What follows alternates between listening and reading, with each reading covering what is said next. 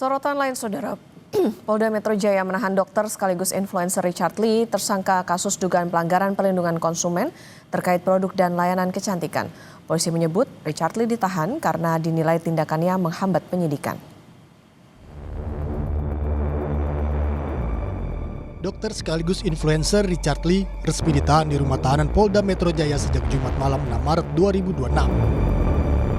Penahanan dilakukan setelah Richard Lee diperiksa selama 4 jam sebagai tersangka kasus dugaan pelanggaran perlindungan konsumen terkait produk dan layanan kecantikan.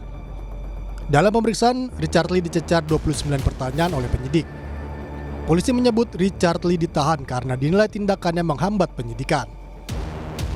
Kabid Humas Polda Metro Jaya Kombes Budi Hermanto dalam pernyataan tertulis bilang, tersangka tidak hadir pada pemeriksaan tambahan tanggal 3 Maret 2026 tanpa memberikan keterangan yang jelas. Dan justru pada hari tersebut, tersangka diketahui melakukan live pada akun TikTok. Richard Lee sebelumnya telah diperiksa di Treskrimsus Polda Metro Jaya pada 7 Januari dan 19 Februari 2026. Richard Lee mengklaim semua produk kecantikan yang dijual kepada konsumen sudah sesuai prosedur, sehingga tak membahayakan keselamatan pengguna.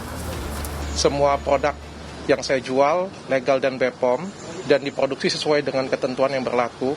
Saya belum pernah menjual produk yang tidak berizin dan berpotensi untuk membahayakan masyarakat. Secara pribadi, yang buat saya sedih, konflik ini melibatkan 2 orang dokter, 2 orang sejawat, 2 orang yang profesinya sama-sama menjual skincare.